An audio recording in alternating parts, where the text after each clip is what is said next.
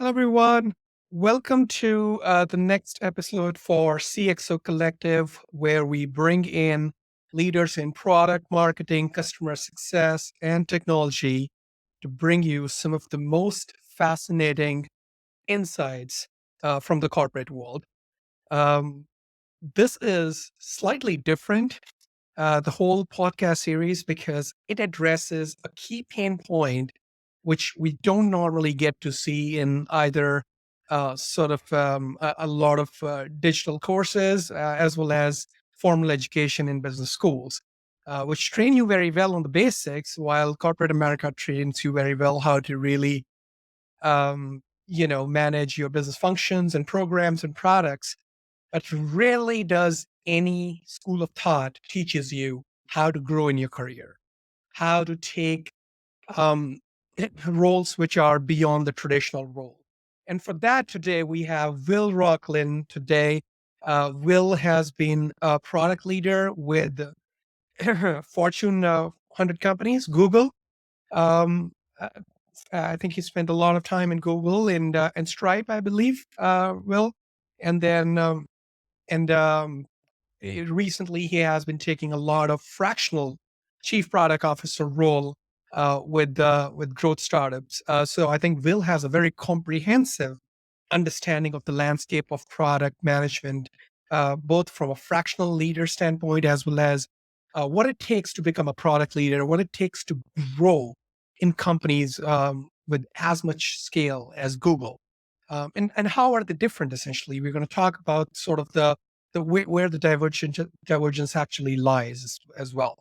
So it's going to be a riveting episode. We're going to talk a lot of tactical tidbits as well. It's not only going to be strategic, because the idea is to have some actionable takeaways for the audience to actually implement in their careers and grow, right?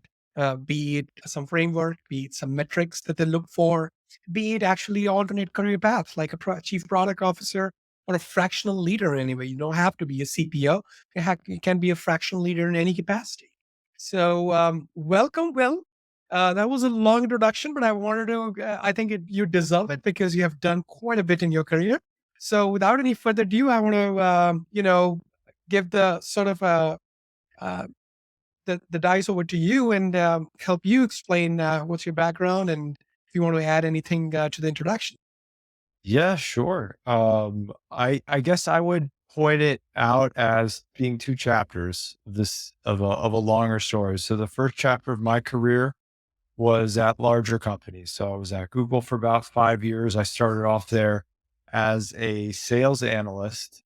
And so I come at product management from a business perspective. And by the time I left Google, I was working as a product manager on YouTube and a monetization team.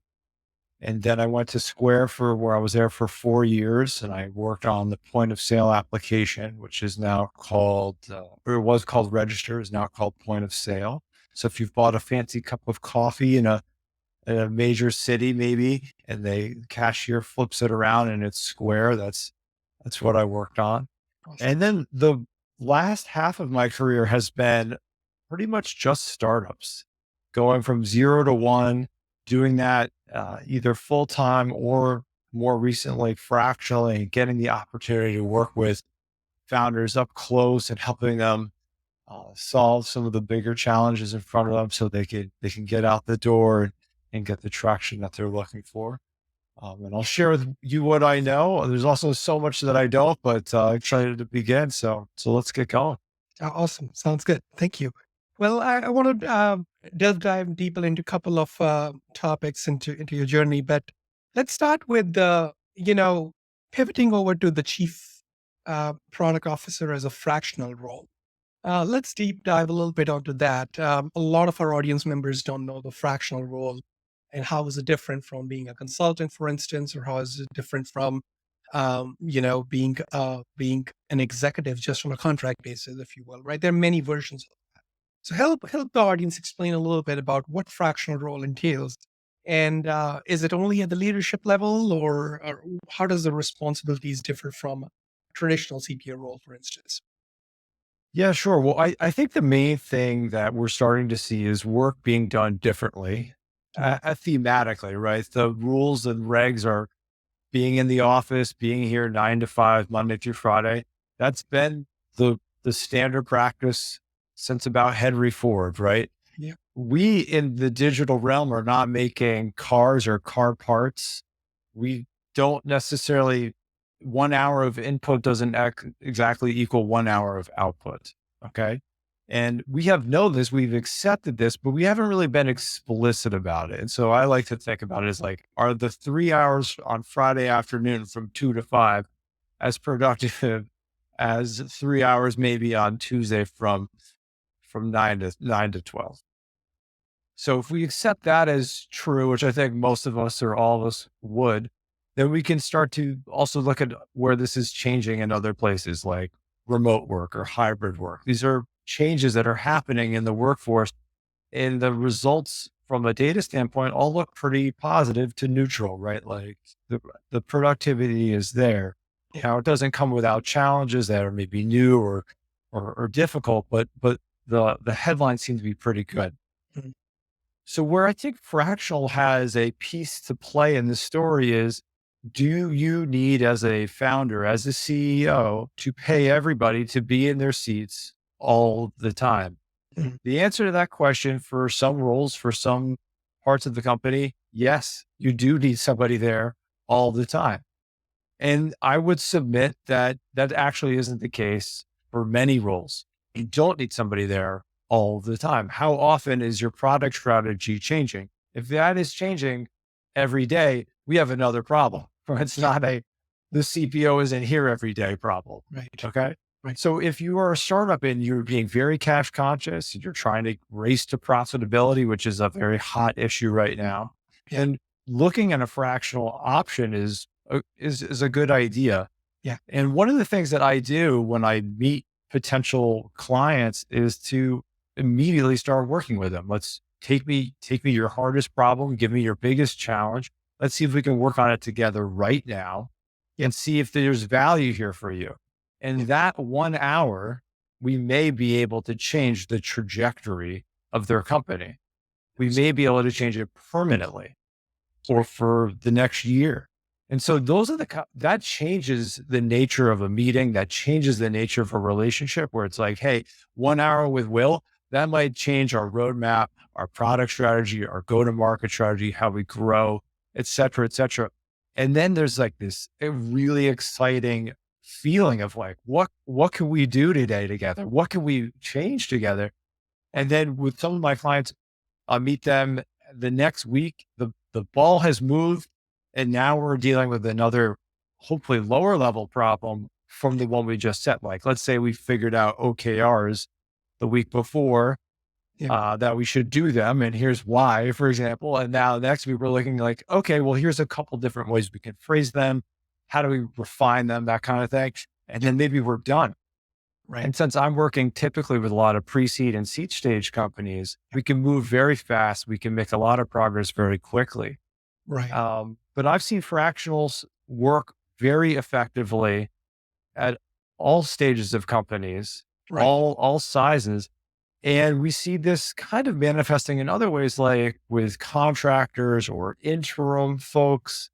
These things have become accepted practices, Yeah. and consultants, as you point out, is another. Well, fractionals are people who have expertise, who can set strategy and vision, and they can also do day to day work. And you get, as a company, the ability to get wonderful, knowledgeable people right now without the effort that it takes to bring in a full time hire. Yeah. Maybe you get someone even more qualified than you otherwise could, Yeah. and they can deliver for you all the things that you need at a lower cost because they're not full time employees. You don't, just starting with the fact that you don't need to do any of the benefits, packaging, et cetera, et cetera. There's a lot of good here. I expect it to continue to grow. There's certainly a lot of people who are trying to become a fractional professional. And I think product management's a little trickier because for a couple of reasons, we can get into if you want. But fractional CTOs have been doing this for quite a while. Yeah. That's not That's good. news. CTU. fractional CMOs, fractional CFOs. It's quite acceptable in these other places. So I think the PM piece in particular is a little bit more of the tip of the spear. Yeah, yeah, absolutely, absolutely. That was a very uh, sort of insightful sort of delving into the fractional role, and I think it's very interesting. I think I'm seeing the interest really shoot through the roof, especially in this economy. People are really trying a lot of different career options after COVID. People want a little more independence and a little more control over what they want to do, essentially. So I think you answered one of my questions, which was what kind of stage of companies do you really work with? Which you said pre-stage and pre-seed and seed are typically what you work for. But do you think these fractional roles are equally applicable to, say, suppose I would say Series A or B or even mature companies? Absolutely. I have worked with a couple of A's and B's, Okay. and I know other fractional folks who do. The skill set tends to change when you go to those places. You're looking for a CPO, maybe, or a fractional leader who's scaled a company a couple of times. Yeah. Well, that's a wonderful thing to go get. You don't have to go hope that the person you have can figure it out. You can say, "Hey, we can bring in this fractional person to augment what we've already got, Yeah. or to be the person in that seat who can get us from literally A to B in some cases, right?" Mhm. Yep. It's also something that I've personally done at larger companies where they have a tech team. It may not be the core focus of the company, but they want to get a better product out the door. They don't know how to do that. They not sure. They've got some pieces in place, but maybe they don't have a product manager. They don't Right. know what a product manager is, maybe. And so that's a wonderful place for a fractional person to step in because it's not their core business. It's not, but it's essential to their core business. So that's a place where it can work really well. Yeah. And I don't see a reason why it couldn't work. It's certainly worth a shot. If you're struggling to hire or you're a company that doesn't want to downsize again, you don't want to be in the headlines for those kinds of reasons. Fractional is something to explore. Fraction is definitely absolutely. And then just for the audience, is there any way you particularly approach fractional roles? Is it just typically just like how you approach the traditional roles you apply on LinkedIn and different platforms, or are there any platforms, or it's just mostly word of mouth and just reaching out and one of the work you did with a startup just recommends to other friends, colleagues, and they get you Yeah. that. How are you sort of ramping up? No. Great question. Yeah. This is the $64,000 question. This is the game when you become a fractional Yeah, person. You're not just doing the work, you're also responsible for your own sales pipeline. So for yeah, all the PMs out there who don't like sales, maybe this isn't for you. yeah, Or all the PMs who aren't sure if they want to be doing content marketing or LinkedIn marketing or posting, yeah. podcasting, like you may have to do some of those things. So you Okay. have to build your own pipeline. There are platforms out there. There are new ones, it seems like all the time. I haven't seen those deliver for me yet. I hope they can become extremely successful. That would make all of our lives a lot Yeah. easier. Yep. But those are two-sided marketplaces. I think there's, if I were to guess, plenty of demand on the supply side, and maybe not enough on the buy side. Yep. But Yep. so what that means is if you're going to go fractional, it tends to have helped to have been in the workforce for some amount of time in certain areas where you want to continue because you're going to probably lean on your network, at least initially, right? So for me, that's all word of mouth, making sure I can do as great of a job as I can. So when that founder says, "Hey, if you're looking for someone to help your business, you can call Will. He can do something like it." That's really where most of my leads come from, and the networks that I've built over time. Mhm. Yeah. So it's mostly you eat what you kill, basically. That kind of I'm not approach. fully Because sure what that means, so I want to say yes because it sounds cool, but I don't know. yeah, so you have to be responsible for your own pipeline and Yes. projects and work that you want to do with the exciting companies. Yeah. Now, Awesome. if there are people out there who are recruiters or staffing agencies that can show up here in a fractional capacity, or be given the ability to say, hey, I can't get this person full time, but are you willing to accept them fractionally? Yeah. That would help everybody, I think, as well. There's a fixation that we need to be 40 hours a week in the office. And I just don't think that's true anymore. And I think companies can get more value than they know Yeah. if they are willing to be a little creative, a little flexible, and a little experimental. And everyone's trying to find that edge to outcompete. Well, here's a potential place to go do that. And so that there's another opportunity, I think, for the whole industry to start to take a step forward and make this more acceptable. Absolutely. Absolutely. There is. All right. Our next segment, Will, is going down the top five. And what we call as top five for Will is we talk about the top five frameworks that you use, top five metrics, top five prioritization techniques. It's really getting down into the nitty gritty and the tactics. We want to learn from someone like you who has spent his career both at large scale companies as well as fractional capacity as a leader. What five or six metrics essentially do you always look for, regardless of what stage the company is on? Which are your sort of the favorite metrics, which regardless of where you are, of course, the metrics kind of keep on changing, right? Depending on if you are shooting for growth, you're looking for profitability, you're looking for strategizing, you're looking for product market fit. The metrics are going to change regardless. But which of the five or six metrics do you think are really key for any product leader to sort of know, keep an eye on, always sort of on the back of your dashboard, right? Let's start Mm. with metrics and we'll jump into the frameworks and sort of prioritization techniques and what have you, if you will, right? But this is very tactical. This is where rubber hits the road. So talk us through some of your favorite metrics. Yeah, well, the metrics one's interesting because it's very contextual to the stage of your business, to the vertical you're in. Are we talking B2B, B2C, enterprise? So it's hard to just say these are the five or six, no matter what. So let me narrow this answer down a little bit. So if you're a pre-seed or seed, that's the world I know the most these days. The one, two, and three metric that matters the most are users. Okay. And are they coming back?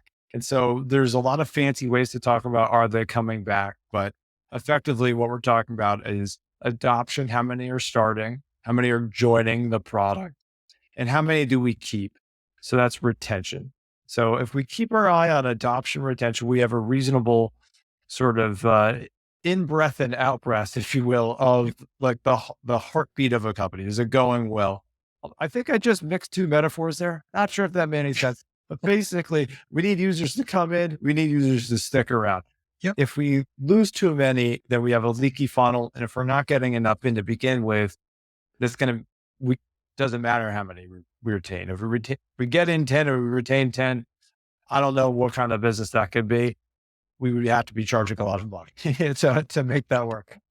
That's So certainly the product market fit. Yeah. so that's the most important thing. And I would just want to stay here because I see so many founders get very excited about something else, something down the line, something over there.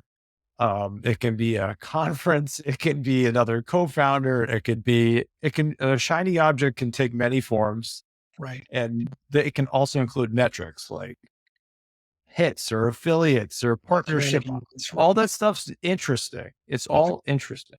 But at the end of the day, the only thing that matters is our users coming in and are we keeping them? Yep. Because that's how you can sustain a business unto itself. And that is what is going to be most interesting to most venture capitalists out there, where a lot of founders are trying to get their attention. This is, in my opinion, the way to get their attention.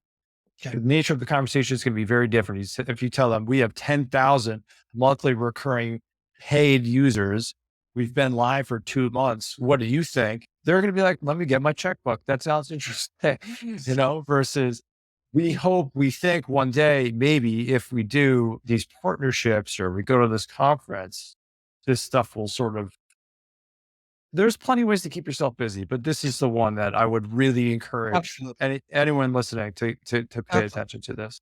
Yeah. New customer acquisition, retention, that one of the easiest ways to determine your product market fit, right? Yeah, that's absolutely. Um, awesome. Let's talk about frameworks and prioritization techniques. What do you like?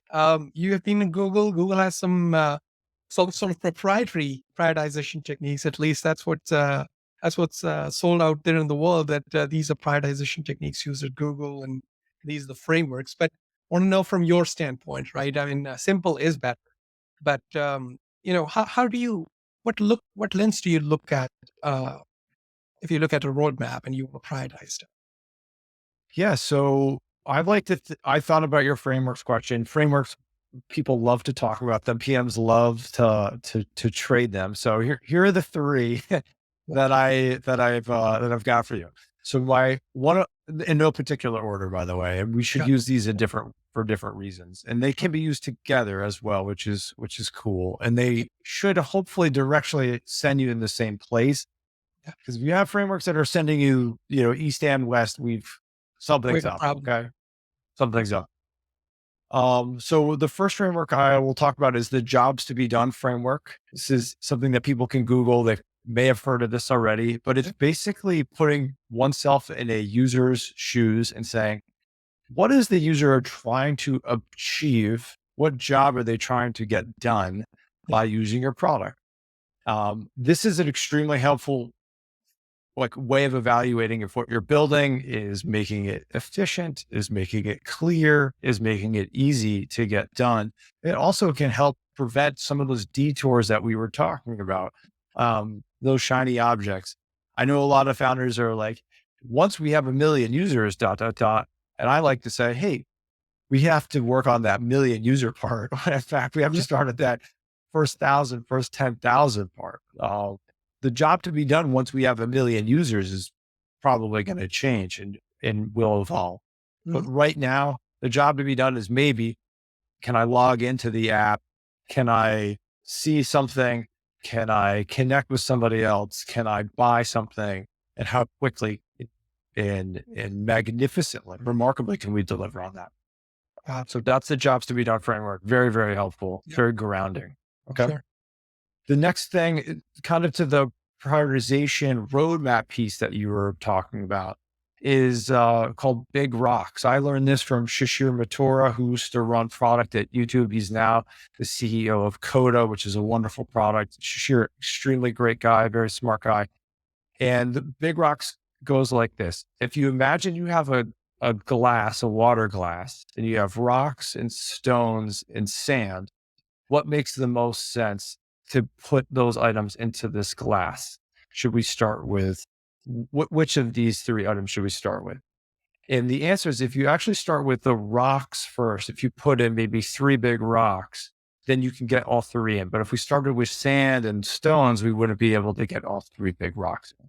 So let's start with the three big rocks, and then let's take some pebbles and we'll fill those gaps in, and then we'll take the sand with whatever else space remains, and the sand will just fall in. Now, that's very elegant. It's beautiful. I haven't actually witnessed this go quite so lovely in the office, but the notion is the same.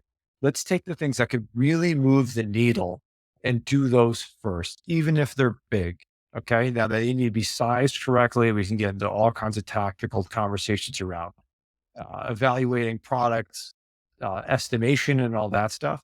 But assuming that you can get those three things sized and you know that they're really going to be a lot of conviction that they're going to move the needle for you, do those first and then the smaller things. And these big rocks are metric movers, right? Either your revenue metric mover or customer acquisition metric movers, or some of your biggest priorities or biggest challenges for your business, right? It could be, I wouldn't say it's just a metric mover, right? We could say that a big rock is a new market that you want to go after. Got it. You're adding a whole feature set to go now, service, this kind of Got it. adjacent market to the one Got it. that you already were servicing. Got it. So it could be something like that. It could be a net new product. It could be a new app that does something totally different. It doesn't have to be just a metrics mover, but it might be. Good. Good. Okay. Awesome. But ideally, it should be something that's going to fundamentally improve the product, the Either it's going to be business. strategic or it's going to be a immediate metric mover, financial metric mover. It's it has to has its place in strategy of your company. Yes. Yes. I mean, if you're doing things that aren't strategic as a PM, I think any framework is going to kind of send you hopefully in a better direction. Yep. But yes, I just want to be clear. The big rocks isn't just about metrics movers, but, Mhm. hopefully you have in that big rock considered enough of the value it's going to give you, hence it being a big rock to begin with. Okay. Yeah. Um, and the last one I'll talk about is something that I am espousing personally, which is a feelings first approach to product management. Because I've being heard a of PM, very intellectual discipline for good reasons, and it's gotten us very far. it. At the end of the day, humans are feeling beings who think, not thinking beings who feel. Mhm. And so if you want a great product, and I don't know any founder or CEO that says that they don't, they universally say they do, the ones that I've met. Um, how do you do that? How do you make sure that your product is great? Well, it really helps if you look at how people feel when they use your product. How do you feel when you use your product? And so you can take, if you're a new entrant into a market, go look at your competitive set and write down how you feel using that product. If you don't know how you feel, go get a feelings wheel, just Google that and look at all the feelings there are. And it's a beautiful mapping that has a lot of specificity around it. So you can articulate yourself. Yeah, I'm feeling that. I'm feeling confused. I'm feeling agitated. I'm feeling bored, whatever. There's all kinds of like specific feelings that you can go grab as you use a product. Is the login experience easy? Is searching easy? Is whatever I got to do after that easy? Right. And then you can say, okay, that's how I feel. This is sort of like the map of that. And now how do I want my users to feel? Even maybe before they start doing a thing, before they even tap that icon. Because we all have a feeling burst that happens right before we open up Instagram, before we open up TikTok, before we open up Gmail. And that is imprinted once a user uses your product, and that's what starts to fuel them for coming back. And so I'm a real believer in like, how do you get your users to feel the things that you want them to feel, which are probably positive things Mhm. that make them feel empowered. It may make them feel confident. It may make them feel content. Those are the kinds of attributes that you can deliver into a product if you take it from that perspective as well. And that will bring you again into the kind of the seat of a user and provide them with a great experience. Got it. Got it. Yeah. So that's a great. I mean, I think you summarize three frameworks which addresses different aspects of prioritization, if you will. Right. One of them is more feelings framework, jobs to be done, which is really what actions you want to accomplish. That's crucial. And that we've heard concepts around job stories as opposed to user stories as well. And then the third one that you mentioned is the rock sands and pebbles. I've heard of that as well. That's pretty effective one. So thanks for sharing. Um, let's talk a little bit about sort of the personality and really the softer sides of the product management role. Um, you being in the fractional leadership role, um, if you have to bring, say, suppose a mid-level product manager or someone who's just into the management ranks, who have managed some amount of people management experience under their belt from a product management standpoint, what sort of qualities, attributes that I'm asking this because that is the target audience for our podcast, right? That you have certain amount of experience under your belt. You have managed some resources. Now your role has become moved on from literally hands-on product management to literally strategizing, managing teams, managing large metrics, managing large products, portfolios, so on and so forth. Right. So help me understand. I mean, what have had your experience been working at Google, working at Square? What have been your experience around what traits do these people leaders have? Either it could be individual contributor role as well, but after a certain amount of experience under your belt, how does the role essentially morph? That is what we're trying to get at. So the question is, how does a PM with some experience level up in a mid-level role? Is that a Yes, summation of it? yes, Okay. Okay. So let's put some rubber to the road here. So practically, I think what you're asking me is, how does a PM become a senior PM or a no, staff in a level? different way. In a different Yeah. way. What Yeah. attributes do we look for, right, when we Yeah. bring Okay. in a PM or group PM or just someone who is at a authority and who has responsibility which goes way beyond just actually managing day to day product work and actually strategizing, looking at the big picture as well. Aligning your product strategy to business strategy as well. Maybe have a couple of resources in there. So Yeah. Well, the first thing is that you have to be doing your day job wonderfully. Okay.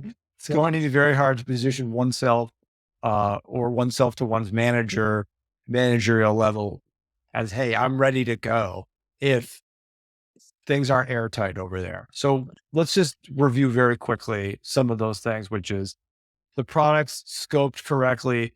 It's been implemented well. The team is happy. So the process of delivering that product has gone well and has been going well for an extended amount of time.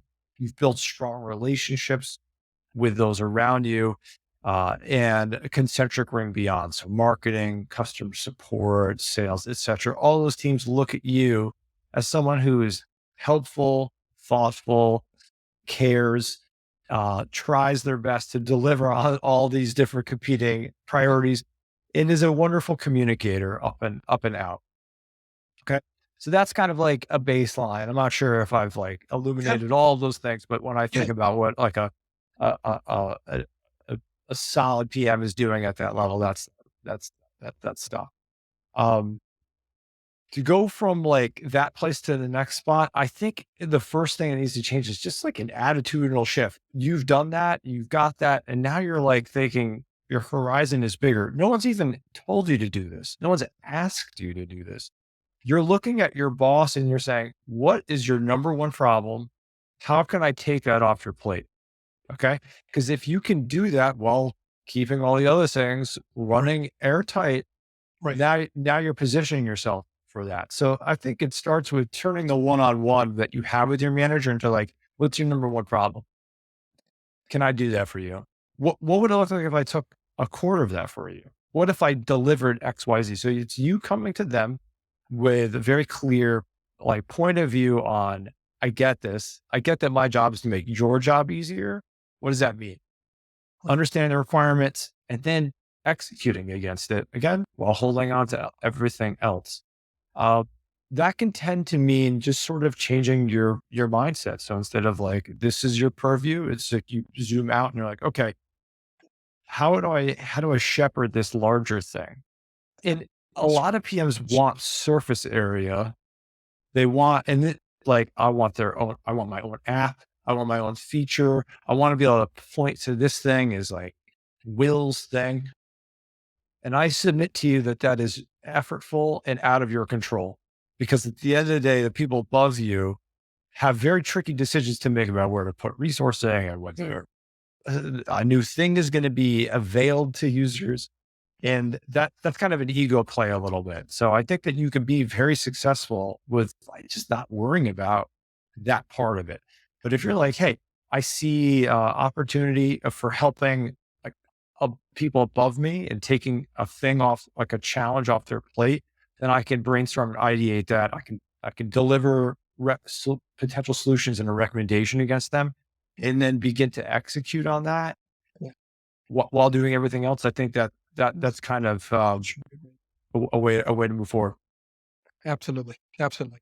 That's a great answer, and that's a great answer for any role, for as a matter of fact, not only product role. If you are able to take your boss's biggest pain points, biggest challenges, and sort of contribute to that, even meaningfully in some way. You don't have to completely take over, right?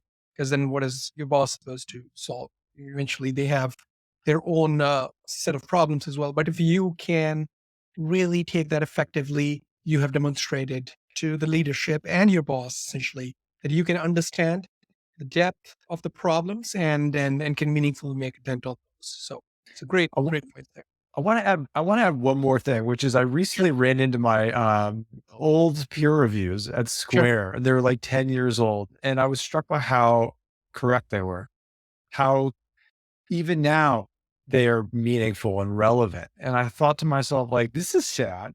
I'm Yeah. still working on these things. And I was actually feeling a lot of gratitude and humility because the people around me really saw something and they saw a way for me to grow. And so, what I would have told myself, and maybe what now by extension I get to tell your audience, is make sure that you hear out without defense the people around you, how you are doing, where you can get better, and like really think about and feel into what it would mean to flip the script on that stuff. Yeah. Because that stuff, that is the task that is here for you. Yeah. And it may seem like you're trying to get promoted and like it's about that game. Yeah. That's not the game. The Yeah. game to play will be given to you in a way that you're hearing clearly from others around you. So take that stuff sincerely, even if it's painful, and park the ego for a minute and be like, okay, what would it mean to change, to grow? Because that's really what people want to promote. They want to see that. Everyone wants to like champion, cheerlead. So give them no reason not to. Yeah. Yeah, absolutely. Absolutely. I think I continuously want to sort of ponder on that point. It's always very important to understand the game you're playing. And Bill mentioned it beautifully. The game to play is how do you listen well, how you pivot quickly, and how you always being sensitive to others and your stakeholders' needs, essentially, right? Rather than just being promoted. I think that's a wrong way to sort of approach career in long term. And then I want to delve down into one of those things that you mentioned, getting your peer review feedback. I mean, from a tactical standpoint, how have you done that? I mean, have you done one-on-ones with them? Have you done surveys? I mean, I've tried in my career as well, multiple different ways, and just curious to see what has worked for you in large setups as well as small, because you worked in Google and Square, which are fairly large setups. Um, at a fairly different scale, as well as being a fractional leader. I mean, what methods have been effective for you so far? Well, at the larger places, they had this sort of institutionalized, right? They Yep. were review cycles and it was a thing that Yeah, yeah, existed. yeah. The company would stop kind of, managers would be like, oh, I've got 9 of these to do. And, Yep. it had its own process, but there's all kinds of like moments all the time. And when I've worked at smaller places, I tell people like, please, in that moment where you are feeling something or you're experiencing something that's not working for you, please tell me. Please Yep. tell me as quickly and directly as you can so that I can change, so that I can go take a different tack with you or Yep. whatever needs to be done. I don't know, but let's not find out 3 months from now because I won't be able to fix what's happening Yep. tomorrow if you tell me, so far in advance. So, Yep. um, you can just Uh, invite it. Now, my experience is that people generally are uncomfortable saying, "Oh, thank you. Actually, here you go. I've got this fresh off the typewriter. Here you go." But at least by offering that, people know that okay, cool. Will's like willing proactive. to be flexible. Yep. Uh, and so I find that to be a way of doing this that does resonate with people, even if they don't take you up on the opportunity. And I'll just add, if you're one of those people who are asked, please, you're being invited, speak up. Yep.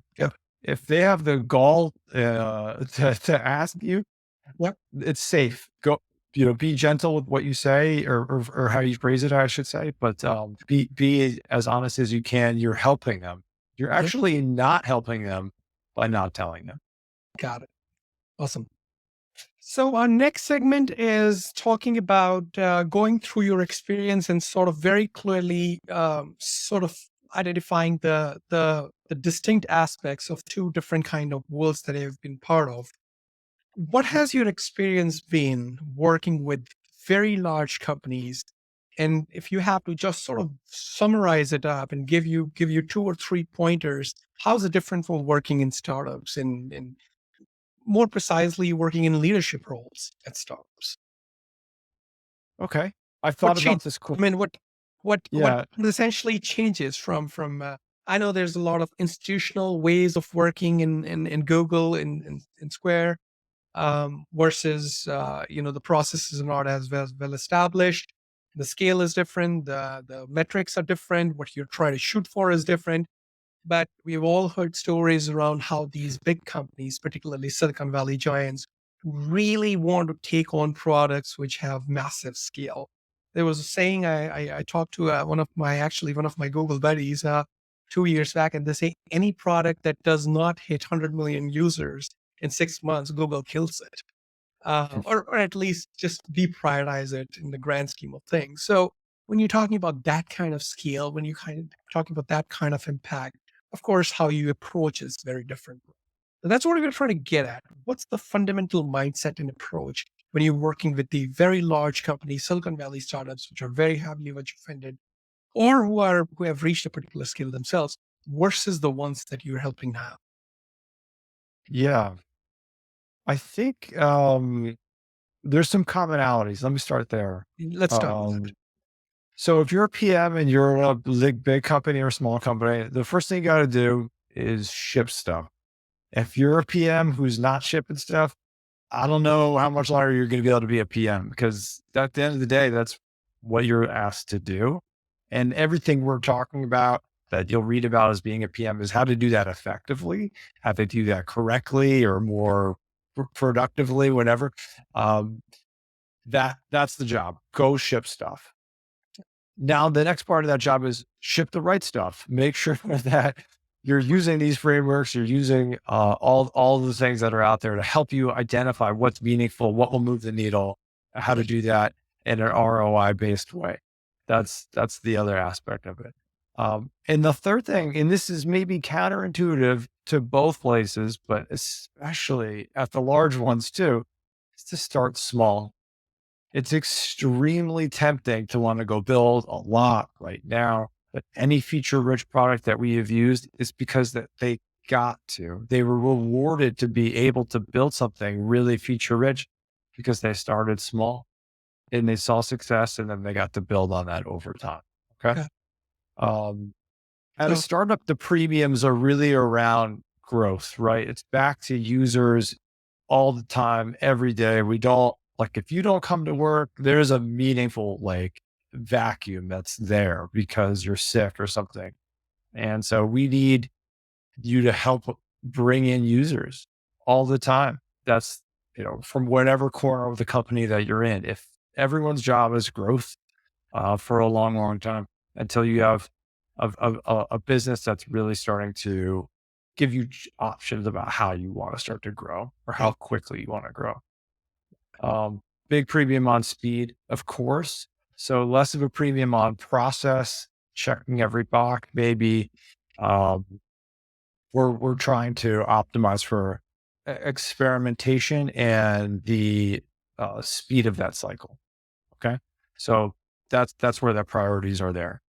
got it. When you're at a larger company where the product strategy has been set probably or certainly by someone a, a couple rungs or many rungs above you, I think the goal there is basically to if you're a very like ambitious enterprising PM, is to take like look at the edge of possibility of like, okay, what would be like the most wild thing I could do without getting fired, and like walk it back like a Yeah, little bit. Be like, okay, probably shouldn't pitch this like completely new thing.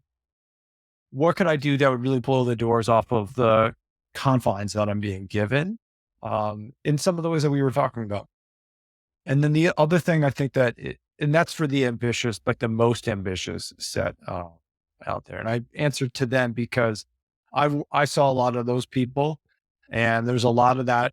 Um, And the other two pieces I would say to this cohort is make sure that you're learning as much as you can from those around you. This is like a really special time to work at a big company where you can like have access to lots of different intelligence, different like parts of the company. Go learn as much as you can about all these functions and the people that are in them. Yep. And then the last piece for a PM in a larger company, it's the optics of being buttoned up cannot be understated. And this may not be like the most fun part of the job, but it's really vital. If you walk into a meeting and you don't know what you're, doesn't look like that you know what you're talking about, that needs to be addressed pretty quickly. And so that there's a lot of ways that we could take that conversation, but making it clear that you are buttoned up Yeah. while also staying flexible. So not hardened to your position. That is a very valuable thing to have as you move through a large company. Yep, yep, yep, yep. Yeah. So in summary, a lot of very good points there. So you started with ship stuff. That's incredibly important. Ship the right stuff. I would say that's actually even more important. Ship the right stuff. Um, Figure out what to ship next. I think those are three core roles, right? And then, of course, some great nuggets around, always be learning from your peers and colleagues and coworkers, um, and um, and always be willing to sort of collaborate with your cross-functional partners, because that's part and parcel of how you operate in a big company. You have to get along with people. You have to get along with other functions. That's how decisions are made in big companies. That's how budgets are approved. I there was a joke. I myself come from a big company, and I think I can attest to that. There are many departments. Sometimes even a small information security team can really play a big blocker on your product launch, essentially. So there are a lot of different stakeholders. Sometimes it's operations, sometimes it's marketing, sometimes it's product, sometimes it's finance and budgeting, and a lot of times it's information security for all we know. But so it's always crucial to build those cross-functional relationships and get along with everyone. So great thoughts there, Will. Let's dive again into another technical questions. I think this has been a very prominent question from a lot of product community. Essentially, what are the favorite tools? So I want to know Will's favorite five. What are those top five tools? Everyone have their favorites. Someone have Jira, someone has Aha, someone has Amplitude. Tell us your five. Tell us what tools would you recommend if you are going to a brand new seed stage or pre-stage company, and they have said, okay, we are willing to try any five different tools, of course, which solve different kinds of problems. Essentially, what tools would you recommend them? I want to hear what yours are, Ron. Maybe we have more of a Yeah. dialogue here, but the first one So for me, the Gmail undo button for sure. You got to put that on. You don't know when you're going to need that, but that's, if you're not using that, that's like, I don't even know why it's a lab feature. That needs to be billboards for that one. But right, I'm kidding. The first one I'll say is I like Linear a lot. There's a lot of project management tools that have come out. This one's hands down my favorite. So if you have not tried it out and you have the right, ability to linear. change what your company's using, a strong vote for Linear.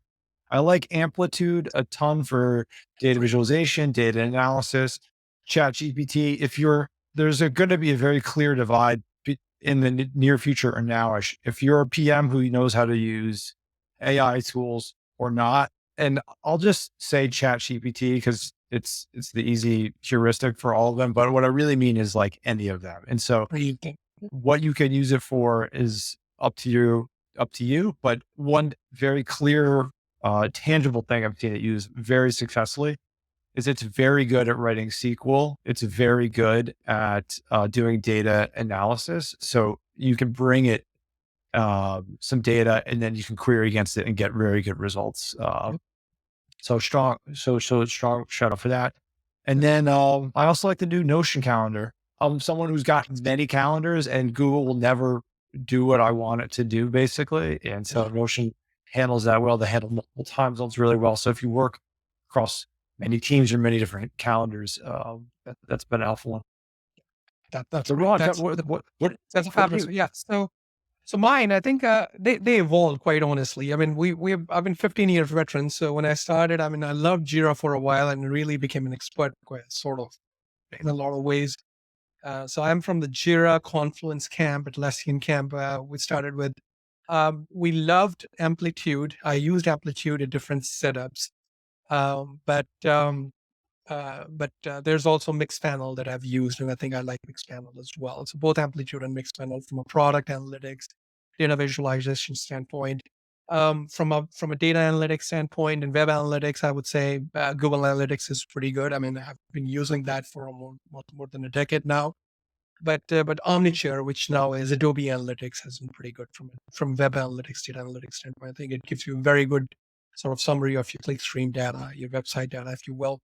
From a whiteboarding standpoint, I'm a very, very big fan of Miro. I know there are other tools, Mural and others. All the stuff is great, but I like Miro. For any of these tools, I like to stick to one. Jira, I know, has been popular, but I don't say it because I'm popular, because I think I've gotten really, really good at it. That's why I like Jira, right? Same goes for Google Analytics. There are better tools to do what analytics can do, right? But I think Google, you're so comfortable with the tool you have been using for more a decade that I think that any advantages that new product offers get beans away because you have some sort of expertise into the tool. Notion is an extremely good tool. I used to use Confluence quite a bit for wikis and everything, but Notion has been my go-to tool the last 4.5 years now.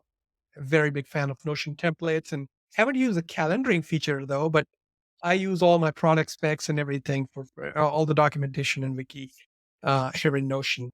Um, I have not used Linear on a day-to-day basis, but I've tried the product and it's fantastic, quite frankly.